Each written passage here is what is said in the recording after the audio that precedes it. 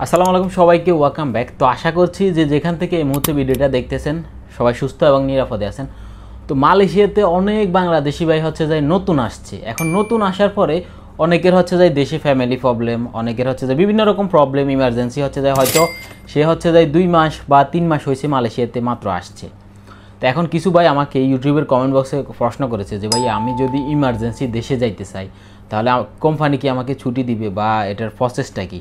তো এটার প্রসেসটা হচ্ছে যাই, আপনার যদি দেশে যদি ইনকেস কোনো আর্জেন্ট মানে আপনার যাইতেই হবে এরকম কোনো প্রয়োজন থাকে তাহলে হচ্ছে যে আপনি কিভাবে প্রসেস করতে পারেন, আপনি সরাসরি আপনার এজেন্ট বা আপনার কোম্পানিকে বলবেন। তো আমাদের কোম্পানির এক্সাম্পলটা আমি দিই। তো যখন হচ্ছে আমাদের কোম্পানিতে অনেক লোক আসছে, তো নতুন আসার পরে কিছু লোক হচ্ছে যে ইমার্জেন্সি দেশে গেছে, মানে হচ্ছে হয়তো ফ্যামিলি একদম বেশি সমস্যা, হয়তো আম্মা অসুস্থ, হয়তো তার আব্বা অসুস্থ বা ওয়াইফ অসুস্থ, এরকম ফ্যামিলি প্রবলেম তো থাকতেই পারে, এটা বাস্তবতা, এটা কিছু করার নেই। তো তারা কি করছে, তারা যখন অ্যাপ্লাই করছে যে অ্যাকচুয়ালি আমার ইমার্জেন্সি দেশে যেতে হবে, যদিও হচ্ছে যে কন্ট্যাক্ট 2 থেকে 3 বছর হয় মালয়েশিয়াতে আসার পরে প্রথমে কলিং ভিসাতে। তো 2 থেকে 3 বছর কন্ট্যাক্ট হওয়ার পরে এখন তো নতুন আসার পরে কোম্পানি যাইতে দিবে না। তো তখন হচ্ছে যাই ওরা কোম্পানিকে বলার পরে কোম্পানি দেখছে যে বাস্তবতাটা তো আসলেই যাইতে হবে, কারণ হচ্ছে তার ইমার্জেন্সি যাইতেই হবে বাড়িতে, এটা এছাড়া কোনো অপশান নাই, বাড়িতে অন্য কোনো কেউ নাই যে এটা হ্যান্ডেল করার।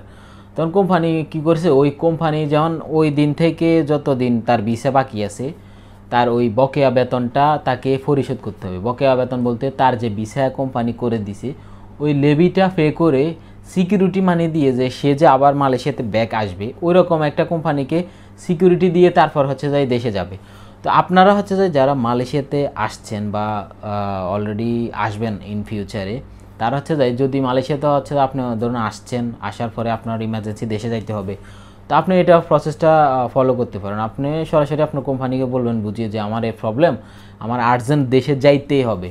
তখন হচ্ছে কোম্পানি আপনাকে বলবে, তখন হচ্ছে আপনার হয়তো একটা অ্যামাউন্ট লাগবে আর কি। অ্যামাউন্ট বলতে আপনার যে ভিসাটা লাগাই দিছে ওরা, আপনার লেবিটা ওদেরকে বায়ার করতে হবে, বায়ার মানে ওদেরকে পে করতে হবে, অ্যাডভান্স টাকা দিয়ে যাইতে হবে আপনার যত মাস সামনে বাকি আছে। যেমন যদি আপনি 3 মাস হয়, আপনি 3 মাসে আসছেন, তাহলে বাকি যে 9 মাস আছে ওই 9 মাসের টাকা প্রায় 230 টাকা করে এখন মালয়েশিয়াতে মান্থলি লেবি আর কি এরকম।